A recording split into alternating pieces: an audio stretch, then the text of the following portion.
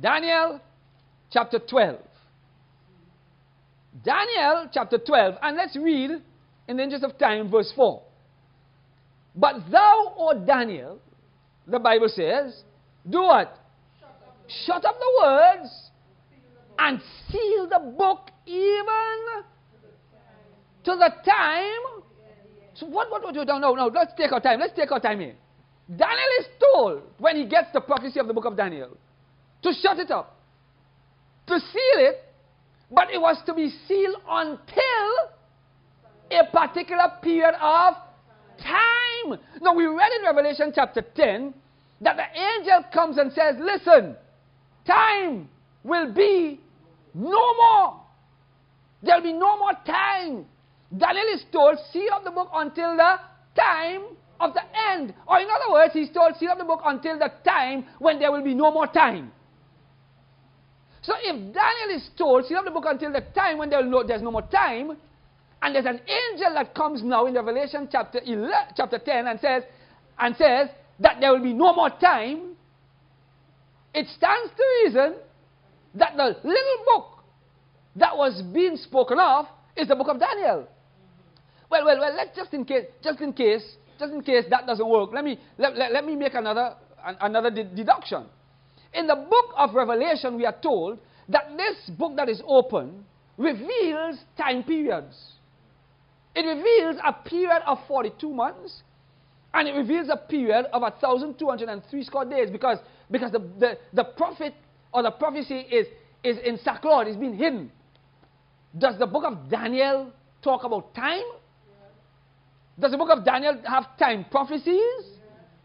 And is there any prophecy in Daniel that talks about the same period of 1,260 days or 42 months? Is there a prophecy in Daniel that talks about that? Oh, you better believe it. There are several prophecies in Daniel. You know, Daniel, of course, traces the history of the world. In Daniel chapter 2, he traces the history of the world by referring to an image. Remember that image? The head was of gold, chest and arms of belly and thighs of brass, legs were of iron, and the feet were a mixture of iron and clay. Right? And then Daniel saw a stone without hands cut out, and it struck the image at its feet, and the whole image collapsed. And we know, based on the interpretation, that prophecy represented the kingdoms that were going to rule the world straight until which time? Straight until the time of the end, when God was going to set up his kingdom. Has that prophecy been fulfilled? Yes, it has. Now, of course, that prophecy did not use time, literal time periods, but we can go back in history and see those prophecies fulfilled. Then Daniel gave the prophecy of the beasts. Remember the beasts? One of the beasts, the first beast was a lion, the second one was a bear, the third one was a leopard, that's Greece, and the fourth one was a ugly thing, right? Some people say it's a dragon, right? Right? This last one. And we know that those beasts represent the same period. But when Daniel gave that prophecy of those beasts, and we go to Daniel chapter 7 now. Daniel chapter 7. When that prophecy of those beasts were given, something interesting happens when Daniel was giving the interpretation. We're going now to Daniel chapter 7. I'm reading from verse 24. Well, let me read from verse 23, right? Thus he said, the fourth beast shall be the fourth kingdom upon the earth, which shall be diverse from all kingdoms, and shall devour the whole earth, and shall tread it down, and break it in pieces. We identify this as which kingdom? Rome, right? Because the first kingdom was Babylon, the second kingdom was Medo-Persia, the third kingdom was Greece, and the fourth kingdom we knew was Rome. So, this fourth kingdom is Rome. Verse 24. The 10 horns out of this kingdom are 10 kings that shall arise, and another shall rise after them, and he shall be diverse from the first, and he shall subdue 3 kings. We have identified this kingdom as the kingdom of the papacy, that in order to become established and powerful, uprooted 3 of the original tribes that were responsible for the division of the pagan Roman Empire.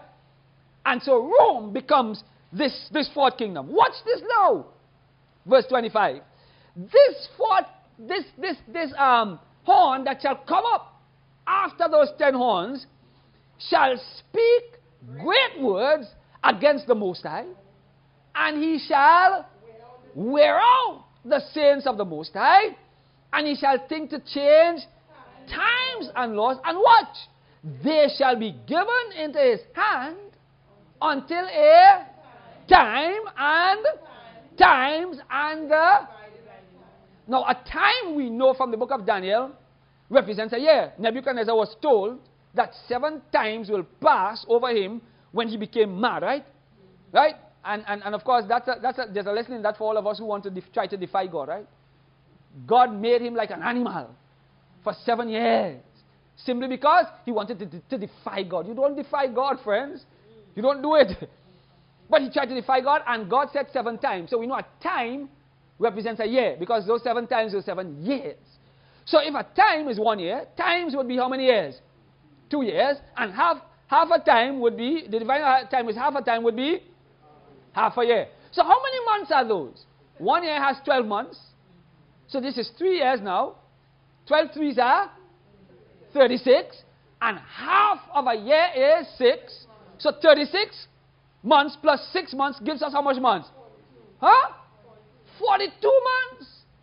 Did we read anything about 42 months in the book of Revelation? Yes, we did. Yes, we did. Revelation chapter 11, verse 2. It says that that it is given unto the Gentiles, and the holy city shall they tread on the foot for 42 months. So it stands to reason, therefore, that the same power that is being spoken about in Daniel chapter 7, verse 25, and the same power that is being spoken of, or the same activities and events that are being spoken of in Daniel chapter 11, that are 42 months and 1,260 days, are one and the same. Watch this also. Watch this. Daniel 7, verse 26 says, but the judgment shall sit, and they shall take away his dominion to consume and destroy it unto the end. The what shall sit? The judgment.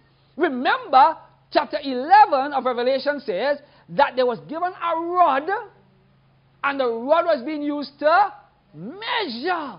If the rod is being used to measure, it suggests that there is some reckoning that is taking place. There is some judgment that is going on. And that's part of the reason why the historicists have concluded that the little book that was open was now the book of Daniel, that prophesied that these time periods would have existed. No, I don't want to lose you now, because I'm going to close in about 10, give me about 10, 15 minutes. Is that okay, folks? Because I need to conclude this message.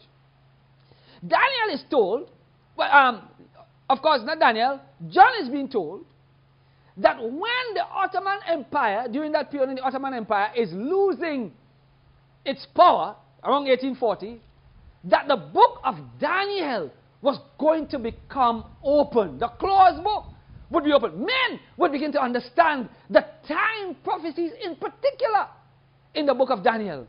And that is exactly what was happening around the 1840s. William Miller took his Bible, took a concordance, and started to compare scripture with scripture, and was beginning to understand. When he wasn't beginning, he understood the time prophecies in the book of Daniel. And he began to share what he was discovering with his contemporaries, with people around him. He began to share the good news that the image, the prophecies of the image had been fulfilled. The nations of Europe were around. He began to explain to them all of those prophecies. While he was doing that, God was raising up others across the world. And they began to tell people, listen, Jesus is about to come, because the prophecies are telling us that the world is coming to an end. And when when William Miller and his contemporaries started to share this message, people were glad to hear it. And there was a religious awakening in the world. But what is it then? Why did he say that time will be no longer. Now, I'm talking about 1840s, right? We are now living in 2000 and what? 18. How much years that is? 160 plus years, right? 160 plus years since that message was preached. And we're still here. So why did God say that there will be time no longer?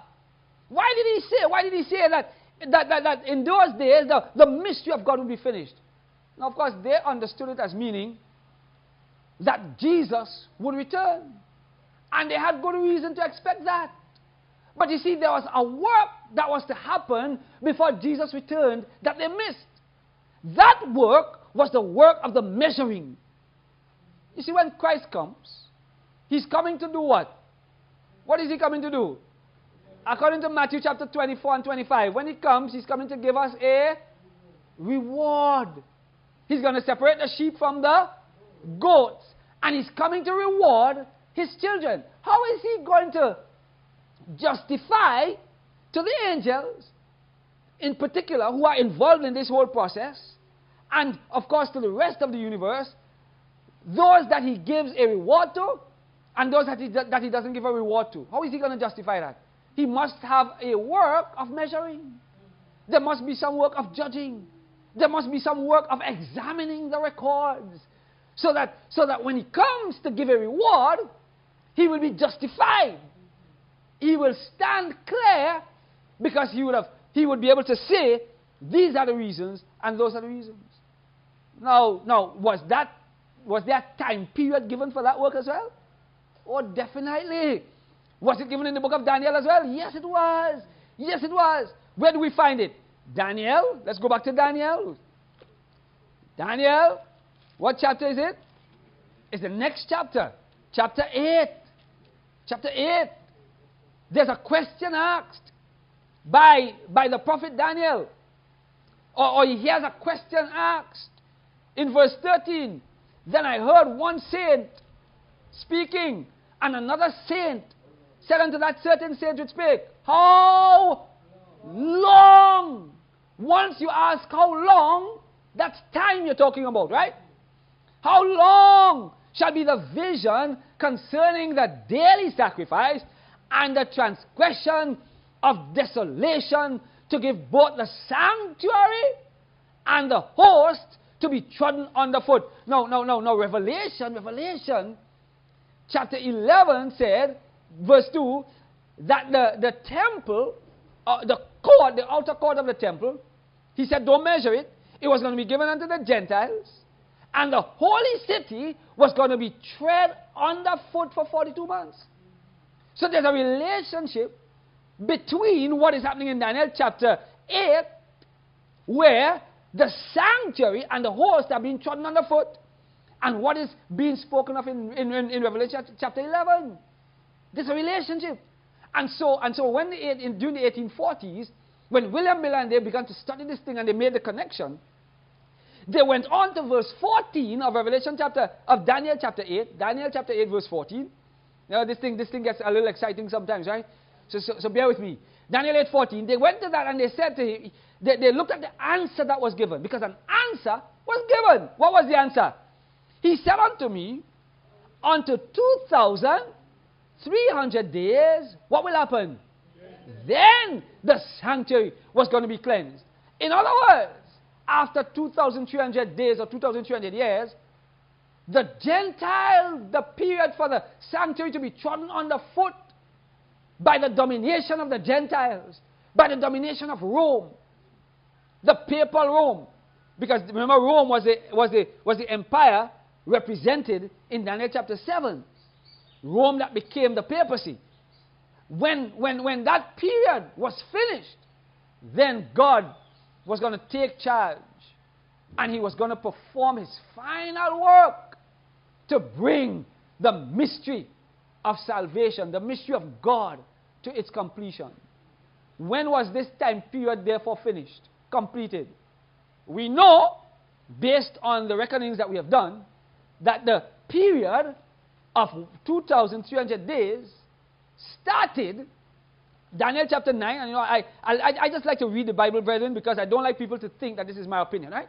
So Daniel chapter 9, we are told in verse 24, Daniel chapter 9 verse 24, that 70 weeks are determined upon thy people and upon thy holy city to finish the transgression, to make an end of sins, and to make reconciliation for iniquity, and to bring in everlasting righteousness, to seal up the vision and prophecy, and to anoint the most holy. Know therefore, verse 25, and understand that from the going forth of the commandment to restore and to build Jerusalem until the Messiah comes shall be 7 weeks, and 62 weeks. The street shall be built again, and the wall even in troublous times. And then he goes on to explain that Messiah was going to be cut off. Verse 26. Well, let me read on. After 62 weeks shall Messiah be cut off, but not for himself. And the people of the prince shall come shall destroy the city and the sanctuary, and the end thereof shall be with a flood, and unto the end of the war desolations are determined. Verse 27, and he, the Messiah, Jesus, was going to confirm the covenant with many for how long? 1 week, and in the midst of the week, he shall cause the sacrifice and oblation to cease. That's what we believe happened, right? And for the overspreading of abominations, he shall make it how? Even until the consummation, and that determined shall be poured upon the desolate. We know that this happened just as predicted. 457 BC. King Artaxerxes gives permission to rebuild Jerusalem. Jerusalem is returned to its autonomous existence. Of course, they were still under bondage, but they had internal self-government. They were not free. They were not free to worship, free to govern Jerusalem, the Jews that is. But of course, we know, as predicted, Jesus showed up on time, went to be baptized on time, fulfilled the covenant. His ministry lasted for 3.5 years. In the middle of that, he was killed. 3.5 years later, we know that Stephen is stoned by the Jews, demonstrating their total rejection of Jesus as the Messiah, as a nation. That prophecy was fulfilled. And when we do the calculations, 2,300 years ends in the year 18 what? 44. Now these are dates that we should remember, right? Of course, on an earlier program, I dealt with this. In an earlier study, we dealt with this in particular in detail. So I'm not going to go through all the details here, right? So in 1844, not in 1844, in 1840, William Miller and the founders of Adventism are now beginning to understand the book of Daniel. And they realize that the time period is indeed almost done. They recognized that the 1,260 years were finished in 1798. They looked at the activities that were happening around, and they were able to accurately identify that in 1798, the period of sackcloth came to an end. Thereafter, John saw the two witnesses, verse 12. I'm going to Revelation chapter 11, verse 12. I'm trying to cut it short in righteousness now, right? Daniel chapter 11, verse 12. We are told they heard a great voice from heaven saying unto them, the two witnesses, come up hither. And they ascended up to heaven in a cloud, and their enemies beheld them. These two witnesses are said to have the power to shut up heaven. These two witnesses were said to be able to prophesy. And so we know the two witnesses. How does God speak? God speaks to us using His Word. So the two witnesses we understand as the Old Testament and the New Testament. Now, during the Dark Ages, for 1,260 years thereabout, when the papacy was in charge of this world, the prophecies were not understood. In fact, people did not have Bibles to read them as we have them. And when Bibles began to become popular, some of these prophecies were not understood. And around the early 1790s, 1793 thereabout, coming down to the 1780s, there was the French Revolution. And the devil used France to go after the Bible in a way that he tried to kill the Bible completely. They took Bibles and burned them. In France, atheism became the official religion. You could not have a Bible in a country that was previously Christian, because France was a Catholic country. But Satan went after the Bible, coming to the end of this period. But then God said, the Bible will be exalted. The prophecies of the Bible will be exalted. He saw them lifted up, and the enemies begun to behold them. You see, what God was saying was that there was going to come a time when the book would be not closed anymore, but open. Open to the understanding of the entire world. That's why the angel put one foot on the sea and one foot on the land, and he was crying with a loud voice to the entire universe that this is what God was about to do. He was telling the entire universe that there will be time no longer that the mystery of iniquity was going to come to an end. God was literally trying to say to us as human beings, hey, you see all these things going on in the world here today? Don't just look at them as if the world is going to continue. These are things that I'm using to tell you that the end is about to come. Now, when William Miller and the Advent believers found out this truth, and they realized that the time was going to end in 1844, you could imagine how excited they got. In fact, that is what happened. They got so excited that they sold their houses, they sold their lands, they gave up their jobs, they gave up their farms, and they devoted themselves to preaching, to proclaiming the message of a soon coming Savior. It was sweet.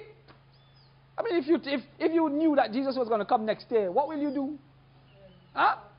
You think you're bothering with anything that anybody has to say? I'm certain we would do just like them. So it was sweet. It gave them joy because they expected Jesus to come in the year 1844. Because they thought that when it said that time will be no longer, that meant that the world was going to end. But unfortunately, they misunderstood. That time being no longer meant that they were not going to experience any more time prophecies. 1844 ended the last time prophecy. After 1844, there is no prophecy in the Bible that tells human beings the time of the end, the time when Jesus will come. So we don't know. But what we do know is that after 1844, the time of the coming of Jesus is nearer than it has ever been throughout the history of humanity. You see, before 1844, if you understood the prophecy before 1844, you could have said, hey, I have time. I have time. Because according to the prophecy, the time of the end was not yet. I have time. In fact, before 1798, before the 1260 years, you could have said, man, I have time, man. I have time to get it right. But you see, after 1798, and primarily and even more so after 1844, you can't say that. Because after that, there is no time period given. And it is in that context, I believe, that Jesus said, of that day and of that hour knoweth no man. But of the times and of the season, we ought to be aware. Brothers and sisters, friends of mine, God came to John and tried to reassure John by telling him, listen, there's going to come a time when the book will be opened. This prophecy I'm saying was fulfilled during the period of 1840 to 1844, that period in particular. The people of God who were living at that time, the historians tell us that in America alone, there were over 500,000 people from various denominations who had accepted the Advent belief and were living with that hope and that expectation that Jesus was going to come. We don't have statistics from Europe and Africa and South America, but there were people all over the world who were expecting Jesus to come, and there was an excitement. But then 1844 came, and Jesus didn't come, and what happened? It was bitter. The angel said it would be sweet in your mouths, but it would be bitter in your bellies. Now, what is the application to us today as we close? Now, friends of mine, brethren, we believe that Jesus is coming, right? I mean, most of us are going to live 70 years. By reason of strength, we make it to 80 or 90. We're going to die after, right? Some of us, when we accepted the gospel, there was an excitement. You know, we felt that Jesus should come on that day when we accepted him. Isn't that so? I mean, we longed for him to come. Then a week passed, 2 weeks passed. Some of us, years have passed. And we're still here looking for the coming of Jesus. Huh? Still looking for the coming. Oh, we are getting old, some of us. Some of us, our children and families are getting into all kind of trouble coming on the world. And we're still looking for the coming of Jesus. And it's beginning to lose its sweetness. It's beginning to get difficult. It's beginning to get bitter. But you see, friends of mine, the good news is that as happened with the prophets and the prophecies of old, what the prophecy says happened. And if it happened then, my confidence is that he that shall come will come. He that has promised to come is going to come. I mean, I know things get tough and things get difficult. But when these things happen, Jesus says, when you see all these things, then look up. Look up. Look up. Because your redemption draweth nigh. These are therefore not days for us to drop our shoulders and drop our heads and get depressed and get discouraged. No, friends of mine. These are days for us to be excited because Jesus is about to come. We don't know the day. We don't know the hour. We don't have another time prophecy that tells us that he has work to do. So he can come anytime. What we therefore need to do is to ensure that every day that we are alive, we are living as if Jesus died yesterday, rose today, and is coming in the morning. That's why in this ministry, we have a mantra that says that we believe that Jesus is coming when? In our lifetime. And we say it because we expect him to come while we are alive. So we live every day as if Jesus can come today. And that's why we have to do all we can to get this good news to as many people as possible. What do you say, friends of mine? You see, the people of the world are looking for hope. And they think the government will give them hope, but no government could fix this world. Nobody could fix this world. The only fix for this world is for Jesus to come. And the good news is that he's coming. There is time no more. All the time prophecies have been fulfilled. We are living indeed in the time of the end. Are you ready for Jesus to come? Do you want Jesus to come? Well, let's bow our heads as we commit our lives to him. If we're ready, let's just ask him to keep us ready. But if you're not ready, then all you need to do is to accept Jesus. All you need to do is to ask him to come into your heart right now. Come into your life right now. And if you say that, he will come in. And believe him. Trust him by faith. Because your salvation is not based on what you do or don't do. It's based on who you believe in. If you accept Jesus, then you are secure.